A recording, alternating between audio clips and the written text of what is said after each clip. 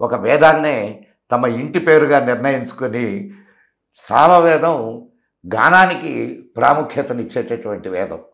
వారు మాట్లాడుతున్న అలాగే వారి ఉపన్యాసాలన్నీ కూడా సామవేదంగానే ఉంటాయి. నమస్కారం అండి. ఈరోజు మీతోటి ఈ చర్చా వేదిక నిర్వహించుకోవడం నిజంగా మా అదృష్టం. గురూజీ, మీరు మీ గురూజీ అని మిమ్మల్ని సంబోధించవచ్చా? మీ ఆప్యాయంగా ఏది పిలిచినా సంతోషం. మీరు మొదట్లో సినీ రంగానికి వెళ్ళినట్టుగా నాకు అంటే బాలసుబ్రహ్మణ్యం గారు అవునండి చేసేవారు. మేము మణ్యన్న అంటాం ఆయన్ని. నేను నెల్లూరు వాడిని. మాకు చిన్నతనం నుంచి ఆయన అక్కడి నుంచి మీరు ప్రవచనకర్తగా అనేక బహుగ్రంథకర్తగా అండ్ అనేక పురాణాల మీద వీటి మీద మీరు అద్భుతమైనటువంటి ఉపన్యాసాలు అవన్నీ ఇస్తూ ఉన్నారు. చక్కటి సాహిత్యానికి మీరు వారసులు. కానీ ఇప్పుడున్నటువంటి సాహిత్యాన్ని చూస్తే మీకేమనిపిస్తుంది? అసలు నిజంగా చాలా బాధాకరమైన విషయం ఈ విషయం మిమ్మల్ని మీలాంటి వాళ్ళని అడగడం. ఏ సాహిత్యం అని, సినిమా సాహిత్యమా సాధారణంగా సాహిత్యం? అన్ని సాహిత్యాలు అది అంటే ఒకటి నిజమండి. సంప్రదాయ పుష్టి పరంపర కొంత తగ్గింది గనక పూర్వస్థాయిలో సాహిత్యం అంతగా వస్తున్నట్టు అనిపించట్లేదు. కానీ మన సంస్కృతి గొప్పతనం ఏంటంటే ఎప్పటికప్పుడు గొప్ప సాహిత్యం వస్తూనే ఉంది. ఒకవైపు వస్తుందంటారా? కొన్ని వైపుల నుంచి వస్తున్నాయండి. కొందరు చక్కటి రచనలు ఉన్నారు మనకు. ఉదాహరణకి సంప్రదాయ సాహిత్యంలో మనకి జొన్నమిత్రులు రామలింగేశ్వరరావు గారు లాంటి వాళ్ళు మంచి పద్య కవిత్వం అందిస్తున్నారు. అలాగే మరొక వైపు సాహిత్యంలో జాతీయవాద భావంతో ఉన్న కొంత సాహిత్యం కూడా వస్తుంది. ఏమో నాకు అంటే భావన పటిమ తగ్గిందేమో అనిపిస్తున్నది. ఒకప్పటి స్థాయిలో ఇప్పుడు వస్తుందా అనే భావన తప్ప నిజంగా ఇప్పుడు ఏదైనా ఒక కావ్యం చదివితే ఆ అనుభూతి, ఆ భావన అవి ఇప్పుడున్నటువంటి సాహిత్యం చదివితే ఆ ఫీల్ రావడం లేదు. గురూజీ, దేవులపల్లి కృష్ణశాస్త్రి గారు ఒక మాట అన్నారు, ఈ తరం కవికి ఓపిక తక్కువ, తపస్సు తక్కువ అవ్వడం వల్ల మహాకావ్యాలు పుట్టే కాలం పోయింది అని ఒక మాట అన్నారు ఆయన. అది ఆలోచించాలి. చాలా గొప్ప వ్యక్తి. జీవన రీతిలో ఆ తపస్సు తగ్గడం చేత కొంత ఇవి తగ్గినట్టు కనిపిస్తున్నాయి. అక్కడక్కడ వస్తున్నాయి. అలాంటి వస్తున్న సాహిత్యానికి రాణింపు ఉందో లేదో మనకు తెలియదు. కానీ అప్పట్లో ఒక పోరాటం ఉండేది. ఇటు దేవులపల్లి కృష్ణశాస్త్రి గారు, ఇటు శ్రీశ్రీ గారు, ఒక్కొక్కరు ఒక్కొక్క విధంగా వెళుతూ పందానికి. ఇప్పుడు ప్రధానంగా సాహిత్యం గురించి అన్నారు కనుక నేను చెప్పాల్సింది ఏంటంటే, ఏదైతే ఒక సత్యాన్ని లేదా దేశ ఔన్నత్యాన్ని సంస్కృతిని చెప్తున్న సాహిత్యానికి మాత్రం తగిన గౌరవం లభించడం లేదండి. అంటే జాతీయవాద కవిత్వం కానీ లేదా మన సంప్రదాయ సాహిత్యం కానీ వీటికి తగిన గౌరవం ఇవ్వట్లేదు. ఇవ్వవలసిన ప్రభుత్వాలే ఇవ్వట్లేదు. ఉదాహరణ సాహిత్య అకాడమీ మొదలైనవి మీరు చూస్తే ఏదైతే మన దేశానికి వ్యతిరేకంగా సంప్రదాయానికి వ్యతిరేకంగా రాస్తారో దానికే ప్రాధాన్యం ఇస్తారు. ఎందుకంటే సిద్ధాంతం వేరు, సాహిత్యం వేరు. ఏ సిద్ధాంతాన్ని అద్భుత సాహిత్యంగా చెప్పగలిగే విధానం ఉంటుంది. కానీ సిద్ధాంతం దృష్టితో చూస్తూ అద్భుతమైన ప్రాచీన సాహిత్యాన్ని, సంప్రదాయ సాహిత్యాన్ని కూడాను వాళ్ళు ఈజం కింద చూసి వాటిని దూరం పెడుతున్నారు. అది చాలా బాధాకరమైనటువంటి విషయం. జాతికి అందించవలసినటువంటి ఉత్తమ సాహిత్యం అందకుండా పోతుందండి. ఇప్పుడు ఇంకొక చిన్న ఇది గురూజీ, అనేక సంస్థలు ఉన్నాయి. ఇప్పుడు తిరుమల తిరుపతి దేవస్థానం ధర్మ పరిరక్షణ ట్రస్ట్ ఏదో ఒకటి ఉన్నది. వాళ్ళ తరఫున ఇంతకుముందు చాలా గ్రంథాలు వచ్చినాయి. కానీ అసలు ఈ మధ్యకాలంలో వాళ్ళు అది కూడా ఆపేశారండి. ఇప్పుడు దేవస్థానాలను ఇప్పుడు గమనించి అప్పుడు దాంతో పోల్చి చూస్తే దేవస్థానాల ధర్మం ఏంటంటే ఆ దేవాలయం యొక్క చరిత్ర, దానికి సంబంధించిన సంస్కృతి, దాన్ని ఆధారం చేసుకుని వచ్చిన సాహిత్యం ఇవన్నీ పరిరక్షించే బాధ్యత ఒకప్పుడు చేసేవారు. ఇప్పుడు ఆదాయమే తప్ప దేవాలయ చరిత్ర మీద కానీ సంస్కృతి మీద దృష్టి ఎవరికీ లేదు. అభిరుచి పాలకుల్లో లేదు. ఇప్పుడు ధర్మ ప్రచార పరిషత్ ఉండేది ఇంతకుముందు. అవునండి. ఆ ధర్మ ప్రచార పరిషత్ ఏమైందో ఇప్పుడు ఇప్పుడు మీరు నేను ఇచ్చిన డబ్బులు కదండి. అవును. అవి దేనికి ఇస్తున్నాం? ధర్మానికి ఉపయోగపడతాయనే కదా దేవాలయానికి ఇస్తాం. అవి ఉపయోగపడనప్పుడు ఈ దేవాలయాల అంటే ఈ పరిపాలకుల్ని ఏమనాలా? వాటి విలువ తెలియని వాళ్ళు పరిపాలకులు అవడం వల్ల వీటిని కాపాడుకోలేకపోతున్నామండి. కానీ ఇక్కడ ఒక విరోధాభాసం ఉన్నది గురూజీ. ఆ విరోధాభాసాన్ని మీరు ఎట్లా చూస్తారు నాకు కాస్త. ఇప్పుడు మనం ఒక పక్క సెక్యులర్ అంటాం, కానీ ఇంకొక పక్క దేవాలయాలన్నీ గవర్నమెంట్ల చేతుల్లో ఉంటాయి.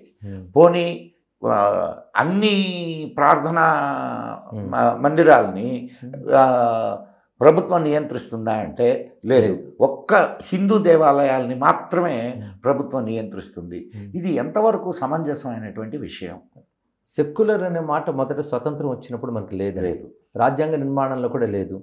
సెక్యులర్ పదం పెట్టాలనుకున్న ప్రయత్నిస్తే అంబేద్కర్ గారు వద్దని చెప్పారట. ఆయన చాలా దూరదృష్టి కలిగినటువంటి వారు. కానీ 1977లో మనకి అప్పుడున్న ప్రభుత్వం ఒక వర్గాన్ని తృప్తిపరచడం కోసం ఆ పదాన్ని ఇందులో ప్రవేశింపజేసింది. అలాగే సెక్యులర్ సోషలిస్ట్ ఎమర్జెన్సీలో కదండి. అవునండి, ఇందిరాగాంధీ మనకు తెలిసిన చరిత్ర అది. నిజానికి సెక్యులర్ అనే మాట కట్టుబడి ఉన్నారా అంటే లేదు. ఆ పదాన్ని అడ్డం పెట్టి హిందువుల్ని అమాయకులను చేసి చేతకానిమల్ని చేయడానికే శబ్దాన్ని వాడుకున్నారు. మీరు ఇంకొక చిన్న అంటే టాపిక్ వచ్చింది కాబట్టి నేను ఒక పుస్తకం ఇది చూశాను గురూజీ, పరతంత్రంపై స్వతంత్ర పోరాటం. నిజంగా అసలు ఆ టైటిలే దాన్ని ఎదురు చెప్తుంది. మనకు స్వాతంత్రం వచ్చిందని చెప్పుకుంటున్నాము, మనకు స్వాతంత్రం నిజంగా వచ్చిందా? ఈ స్వాతంత్రం సెక్యులర్ ఈ రెండు కూడా ఒక భ్రాంతి శబ్దాలని నా అభిప్రాయం అండి. ఎందుకంటే మన స్వాతంత్రం వచ్చిందని ప్రజాస్వామ్యం ఉందని ఒక భ్రాంతిలో మనం ఉన్నాం.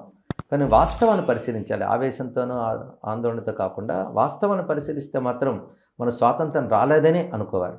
కానీ స్వాతంత్ర పోరాట చరిత్ర మనం చూసినట్లయితే భారతదేశ స్వాతంత్రం కోసం చిత్తశుద్ధిగా పాటుపడినటువంటి వారందరూ కూడా భారతదేశాన్ని భారతీయత పాలించాలి అనుకున్నారు. అది అనుకున్నారు. అలాంటిది మనకు స్వాతంత్రం వచ్చిన దగ్గర నుంచి తొలి అడుగులోనే భారతీయతను తృణీకరిస్తూ అధక్కరిస్తూ అంటే కింద తొక్కేస్తూ ఇతర భావజాలను తీసుకొచ్చి వీలైనంతగా భారతీయుని దెబ్బతీయాలనుకున్న పాలకులే వచ్చారు. నిజంగా దీనికోసం ఉద్యమించినటువంటి ఒక సీతారామరాజు గారు కానివ్వండి, నేతాజీ సుభాష్ చంద్రబోస్ కానివ్వండి, అదేవిధంగా మహానుభావులు అరవిందో, వీళ్ళందరూ ఒక విజన్ చూపించారు. ఇలా ఉండాలి భారతదేశం, ఒక అద్భుతమైన భావాన్ని చూశారు. వాళ్ళు కలలు కన్నది అసలు భారతం. నిజంగా ఆ భారతాన్ని మనం ఆవిష్కరించుకోలేకపోయాం. ఎందుకంటే స్వాతంత్రోద్యమంలో ఒక స్ఫూర్తి ఇచ్చిన మొట్టమొదటి వాడు స్వామి వివేకానంద. ఆయన భారతదేశం యొక్క విజన్ చాలా బాగా చూపించాడు. అంటే ఆ సనాతన ధర్మం ఏదైతే ఉన్నదో అది భారతదేశానికి ప్రాణం. దాన్ని కానీ భారతదేశాన్ని తీసేస్తే భారతదేశం నిలబడదు అని చెప్పాడు.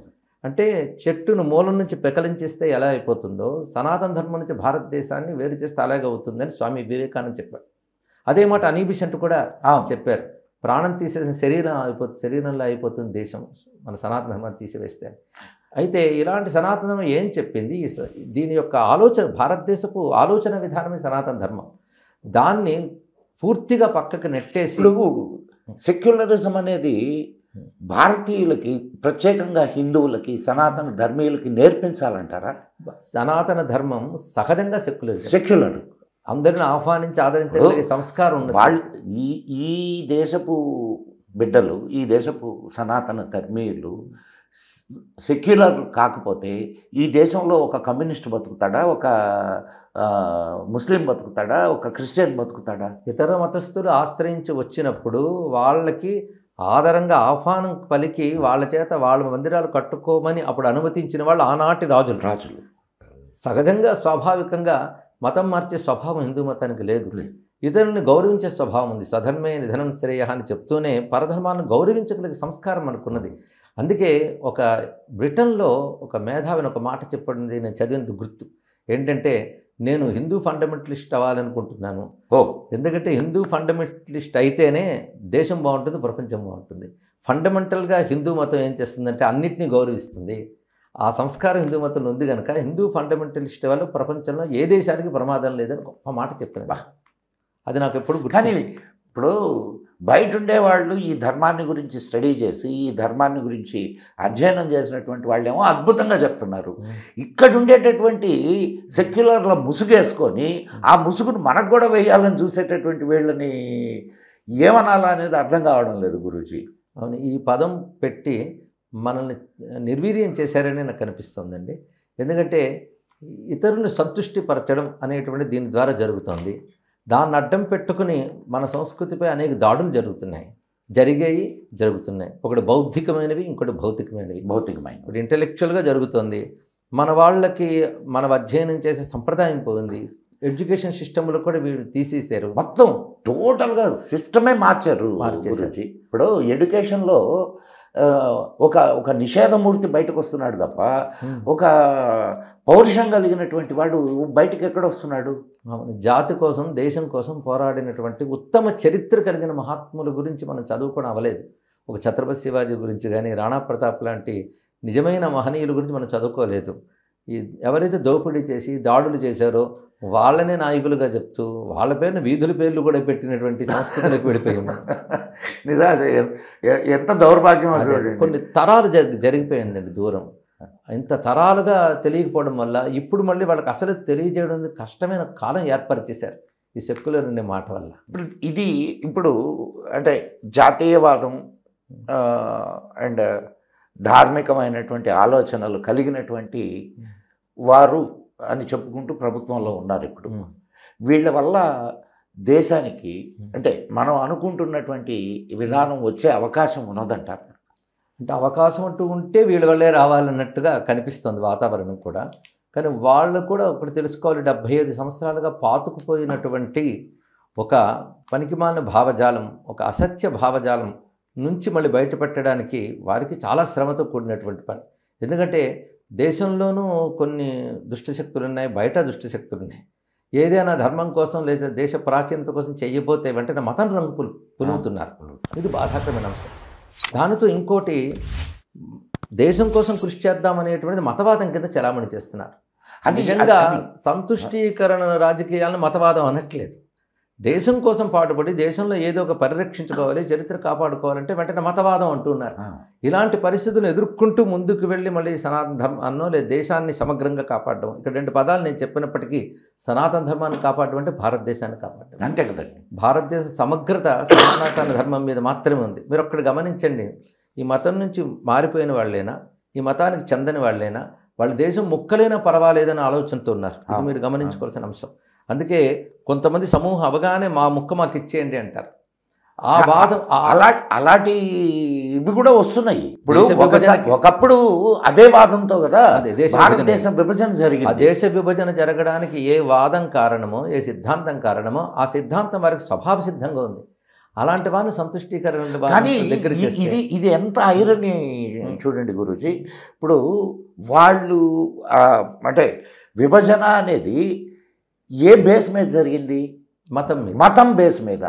కానీ మన ఇద్దరం అన్నదమ్ములం విడిపోయాం, అన్న నా బిడ్డలు నీ దగ్గరే ఉంటారు, నేను విడిపోతాను అన్నట్టు ఉంది ఇది. అవునండి. దానివల్ల వచ్చిన ప్రభావం. అప్పుడు కూడా మనం అంబేద్కర్ గారి మాట ఎవరు వినలేదు. అంబేద్కర్ గారు స్పష్టంగా చెప్పారు, ఏ మతం బేస్ మీద దేశం విభాగం అయ్యిందో ఆ మతానికి చెందిన వారు విడిన భాగానికి అందరూ వెళ్ళిపోవాలి. ఒక్కరున్న ప్రమాదం. ఎందుకంటే ఏ ఒక్కడు దేశక్షేమం కోరుకునే వాళ్ళు కారు. వాళ్ళ మతమే వ్యాపింపజేయాలని చూస్తారు. అందుకే వాళ్ళ మతానికి 2 దేశాలు పంచినట్టు అయిపోతుంది అని ఆ విషయం గుర్తించారు. ఆయన క్లియర్గా స్పష్టంగా చెప్పారు. ఆఖరి ముస్లిం పాకిస్తాన్ వెళ్లే వరకు, ఆఖరి హిందువు భారతదేశానికి వచ్చేంత వరకు విభజన పూర్తయినట్టు కాదని స్పష్టంగా వాక్యాలు కనబడుతున్నా ఆయన పేరును అడ్డం పెట్టుకుని సంతుష్టీకరణ రాజకీయాలు చేస్తున్నారు. మరి ఇటువంటి విపత్కరమైనటువంటి పరిస్థితుల్లో ఇప్పుడు మీరు అనేక పురాణాలు ప్రవచనంగా ఇస్తున్నారు, అండ్ ధార్మికమైనటువంటి వాతావరణాన్ని ప్రజల్లో వ్యాపింపజేస్తున్నారు. నాకు ఇక్కడ చాలా ఇప్పుడు క్షాత్రము శాస్త్రము, శాస్త్రాన్ని పట్టుకొని ఉండడం వలన క్షాత్రాన్ని మర్చిపోయి శాస్త్రాన్ని కాపాడేవాళ్ళు లేకుండా పోయాడేమో అనిపిస్తుంది గురూజీ. నిజమేనండి. శాస్త్రం క్షాత్రం ఒకరినొకరు రక్షించుకోవాలి. అదే బ్రాహ్మం క్షాత్రం అని. ఇదం బ్రాహ్మ్యం ఇదం క్షాత్రం. ఆ రెండు ఒకరినొకరు రక్షించుకోవాల్సింది. అది చాలా అవసరం. ఆ క్షాత్రం పోయింది. అందుకే డేవిడ్ ఫ్రాలే అని ఒక పాశ్చాత్యుడు విని ఉంటారు, వామదేవ శాస్త్రి ఎరైజ్ ఓ భారత అని పుస్తకం రాశారు. అంటే మన క్షాత్రం కోల్పోతుంది. విశ్వనాథ మాట అంటారు, నా జాతి జీవప్రథారహితమే శక్తి నాడుల యందు చచ్చిపోయి నా జాతి తేజో మహాశ్చుతని బ్రహ్మక్షత్ర తేజంబు మంట కలిసి అన్నారు. ఏమి మిగిలినది ఈనాటికి అనొక ఆంధ్రప్రదేశ్ గ్రంథంలో అన్నారు. బ్రాహ్మక్షత్రం అనేది 2 వర్గాలకి లేదా వర్ణాలకు సంబంధించిన పేరు కాదు, గుణాలకు. శాస్త్రం శస్త్రం ఈ రెండింటికి. అంటే శస్త్రము వీరత్వంతో కూడింది, కానీ వీరత్వం ధర్మంతో కూడింది. వీరత్వం ధర్మంతో కూడి ఉండేలా చూస్తుంది శాస్త్రం. అందుకు ధర్మంతో కూడిన వీరం శాస్త్రాన్ని రక్షించాలి. అందుకే రామాయణంలో రామచంద్రమూర్తి అరణ్యవాసంలో ఒక మాట అంటాడు సీతాదేవితో, నేను ధనుసు పట్టుకున్నానంటే నేను సన్యాసిగా అడవులకు రాలేదు, నేను క్షత్రంతో ఉన్నాను, వనవాస దీక్షగా వచ్చాను అంటూ ఋషుల్ని కాపాడడానికి నేను ప్రతిజ్ఞ పట్టేనన్నాడు. ఋషుల్ని కాపాడడానికంటే ఋషులు చెప్పిన ధర్మాన్ని కాపాడడానికి నేను శస్త్రం పట్టానన్నాడు. అదే చేశాడు స్వామి. అందుకే క్షాత్రం కానీ రాముణ్ణి ఆదర్శంగా తీసుకొని మనం ఇప్పుడు మన దేవతలందరి చేతుల్లో శస్త్రాలు ఉంటాయి, కానీ నీ దగ్గర మాత్రం శస్త్రం ఉండకూడదు. అది ఇది ఎక్కడి మానసిక స్థితో. దీని గురించి మైకేల్ డానినో అనొక మహానుభావుడు మన భారతదేశం అభిమానంతో Indian culture and India's future గొప్ప గ్రంథం రాశాడండి. ప్రతి యువత చదవలసిన గ్రంథం అది. అందులో ఆయన వేదాలను కథను కోట్ చేశాడు. అదేమిటంటే రాక్షసులు దుర్మార్గులు దేవతలందరినీ కూడాను అణచివేసి ఆక్రమిస్తారు. ఆ సమయంలో వాళ్ళని బలహీనపరచాలంటే ఏం చేయాలి అని బృహస్పతికి ఆలోచన చేస్తాడు. ఆలోచన చేసి వెళ్ళి వాళ్ళందరికీ బోధించేది ఏంటంటే క్రమంగా ఒక మాయా ఆచార్యుడి వేషం వేసుకు వెళ్ళి వాళ్ళతో చెప్పినటువంటి మాట దేవి భాగవతంలో కూడా ఇలాంటిదే వస్తుంది. అది విష్ణువు చేసిన పని, ఇక్కడ బృహస్పతి చేసిన పని. బృహస్పతి వెళ్ళి ఏం చెప్తాడంటే అసలు శాంతిగా ఉండాలి, ఆయుధాలు పట్టుకుని హింసలకు దిక్కకూడదు, మనకు యుద్ధాలు కూడదు అంటే శాంతి పాఠాలు బోధిస్తాడు వాళ్ళందరికీ. అయితే చెప్పేవాడు చక్కగా చెప్తే బ్రెయిన్ వాష్, అసత్యాన్ని కూడా సత్యంలాగా, అశాస్త్రీయాన్ని శాస్త్రీయంగా ఎక్కించవచ్చు. ఇప్పుడు అయ్యే కదా జరుగుతుంది. అలా చేసాడు ఆయన ఎవరిని, రాక్షసుల్ని. క్రమంగా రాక్షసులు అంత పౌరుషంతో ఉన్నటువంటి వాళ్ళు, పరాక్రమం ఉన్న వాళ్ళు క్రమక్రమంగా ఆయుధాలు విడిచిపెట్టి, శౌర్యం విడిచిపెట్టి బలహీనలవుతారు. అప్పుడు దేవతల దగ్గరికి వెళ్ళి ఇప్పుడు మీరు వెళ్ళి వాడిని దాడి చేయండి, శుభ్రంగా జయించవచ్చు అని చెప్తాడు బృహస్పతి. ఇప్పుడు భారతీయుల పరిస్థితి బృహస్పతి వాళ్ళకి చెప్తే ఎలాగైతే క్రమక్రమంగా వాళ్ళు తేజస్సుని, శౌర్యాన్ని, వీరత్వాన్ని విడిచిపెట్టారో అలా అయిపోయారు అని ఒక పాశ్చాత్యుడు ఆనాడే రాశాడు. సుమారు ఒక 20 ఏళ్ల క్రితమే రాశాడు ఆయన. అది మన పరిస్థితి.